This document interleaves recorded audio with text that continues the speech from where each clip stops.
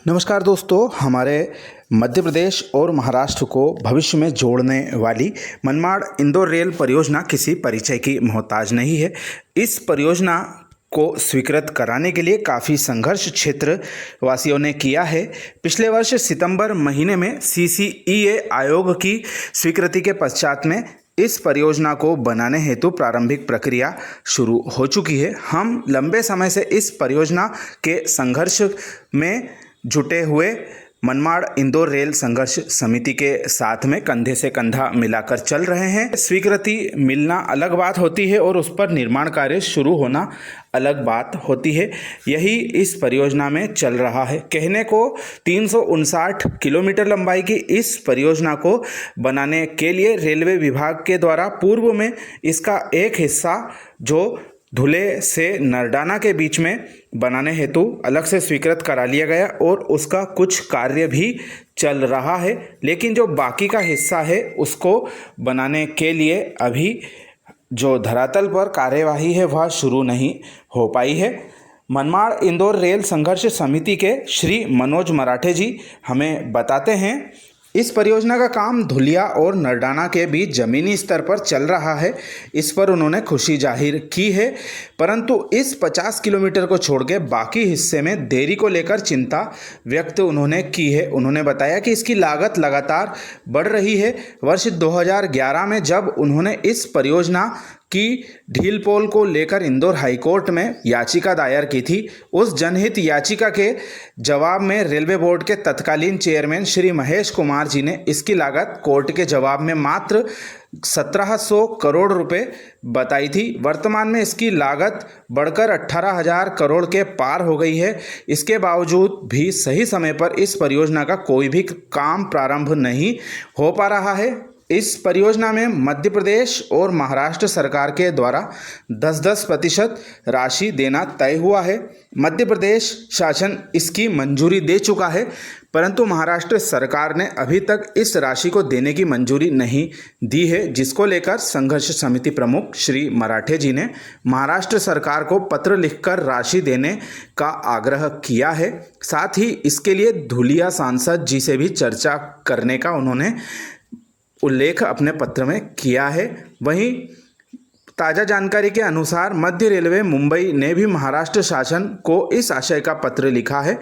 इस बीच 50 किलोमीटर लंबाई के धुलिया बोरविहीर से नरडाना के मध्य भिलाली गांव के बीच में कार्य के कुछ दृश्य आप सभी के सामने हम दिखा रहे हैं।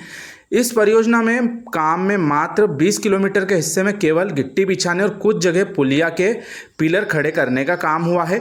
इसमें भी जमीन अधिग्रहण से लेकर 20 किलोमीटर में मात्र 10 से 20% काम ही चल रहा है। बाकी अधिग्रहण का विवाद और जमीन मालिकों को ढूंढने में अधिकारियों को समय लग रहा है। इसी तरह परियोजना से जुड़े उच्च अधिकारी बताते हैं, नासिक से मनमाड़ जिले के अंतर्गत और धुलिया जिले के अंतर्गत शिरपुर तक शेष बचे कार्य में जमीन अधिग्रहण को लेकर संपूर्ण लोकेशन प्राप्त हो चुकी है, परंतु मध्य प्रदेश के बड़वानी, खरगोन, धार और इंदौर जिले में जमीन का लोकेशन स्थानीय तौर पर अपडेट पूर्ण नहीं होने से लोकेशन अधिग्रहण के लिए जमीन का मालिक और जमीन का नंबर गट का मिलान नहीं हो पाया है, जिसके लिए रेलवे के अधिकारी प्रदेश के संबंधित राजस्व अधिकारियों से माह अप्रैल में मिलकर गए, परंतु अभी तक अधिग्रहण का कार्य आगे नहीं बढ़ पा रहा है, जो कि आने वाले समय में इस परियोजना के लिए दिक्कतें पैदा कर सकता है। वहीं जमीनों का विवाद, जमीनों का मूल्यांकन, किसानों को उनकी जमीनों का सही मूल्यांकन देने जैसे विवादों को दूर करने के लिए संघर्ष समिति के सदस्यों ने नासिक सांसद, धुलिया सांसद, पूर्व विधायक अनिल गोटे जी, पूर्व सांसद श्री सुभाष भामरे जी, खरगोन बड़वानी सांसद श्री गजेंद्र पटेल जी, राज्यसभा सांसद श्री सुमेर सिंह सोलंकी जी, इंदौर सांसद श्री शंकर लालवानी जी, धार सांसद व केंद्र में राज्य मंत्री सावित्री ठाकुर जी सहित राष्ट्रीय अनुसूचित जनजाति आयोग के अध्यक्ष अंतर सिंह जी आर्य आदि को भी इस क्षेत्र में आने वाले अन्य सभी जनप्रतिनिधियों से मिलकर एक समन्वय समिति बनाने की पहल और मनमाड़ रेल संघर्ष समिति के श्री मनोज मराठे जी ने की है। साथ ही सभी सांसदों और रेलवे बोर्ड को चिट्ठी लिखकर इस समिति के माध्यम से समय समय पर परियोजना की समीक्षा की जाए ताकि परियोजना में भविष्य में आने वाली कठिनाइयों को अधिकारियों एवं जनप्रतिनिधियों के साथ उच्च स्तरीय बैठक कर समय से निदान कर परियोजना को तय समय में पूरा करवाने का प्रयास किया जाए। वर्तमान में किसानों के द्वारा भूमि का जो मूल्य मांगा जा रहा है वह नहीं मिल रहा है। उदाहरण के लिए यदि भूमि का मूल्य 10 लाख रुपए है जो कम होने के कारण किसान नहीं दे पा रहा है, वहीं दूसरी ओर परियोजना की लागत 10 लाख है जो बढ़कर 40 लाख आने वाले समय में हो जाएगी। तो ऐसी स्थिति में लागत बढ़ने और परियोजना का समय लंबा खींचने के बजाय किसानों को राशि दे देना ज़्यादा सहज रहेगा। इसी बात को लेकर संघर्ष समिति के मराठे जी ने कहा है कि इंदौर हाईकोर्ट में विचाराधीन याचिका के तहत संबंधित विभागों से चर्चा करवाई जाएगी और परियोजना में हो रही देरी को लेकर याचिका के तहत कारण बताओ नोटिस जारी करवाए जाएंगे। तो दोस्तों, कुल मिलाकर जो यह हमारी स्वीकृत हुई परियोजना है इंदौर मनमाड़ रेलवे लाइन, इसका जो सफ़र इतना आसान देखने में लग रहा है वह है नहीं। जितनी गंभीरता रेलवे अधिकारी इस परियोजना को स्वीकृत कराने में दिखा रहे थे उतनी ही गंभीरता अब इसका कार्य शुरू कराने में दिखा रहे हैं। मराठे जी ने सही बात उठाई है।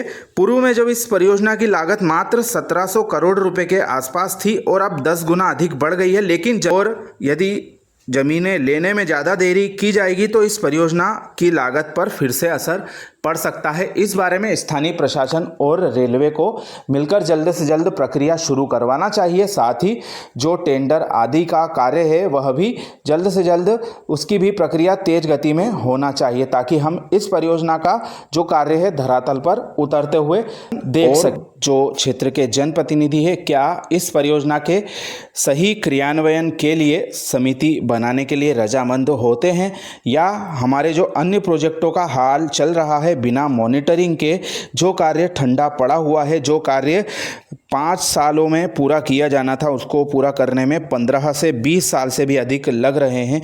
ऐसे में यह जो समिति बनाने का सुझाव है यह भी निश्चित रूप से स्वागत योग्य है ताकि सही मॉनिटरिंग की जाए, जो कंपनियां हैं सही तरीके से कार्य करें। इसके लिए जो समिति बनाना है वह बेहद ज़रूरी नज़र आता है। सभी प्रोजेक्टों में यह कार्यवाही की जाना चाहिए। इस बारे में आप अपनी राय हमें ज़रूर दें। तो दोस्तों, हमारे जो कुछ मित्रों की डिमांड थी इस परियोजना की जानकारी के बारे में, तो यह अपडेट आप सभी के लिए है। अभी इस परियोजना में जो जो पेच है उनका उल्लेख हमने इस वीडियो में किया है। आशा है आप सभी इस वीडियो के माध्यम से इस परियोजना की जानकारी से संतुष्ट होंगे। अपने मित्रों के साथ यह जानकारी शेयर ज़रूर करें। चैनल पर नए आए हो तो सब्सक्राइब करना ना भूलें। हम इसी तरह की अपडेटें विभिन्न प्रोजेक्टों और क्षेत्रों के बारे में समय समय पर डालते रहते हैं। आप सभी का धन्यवाद।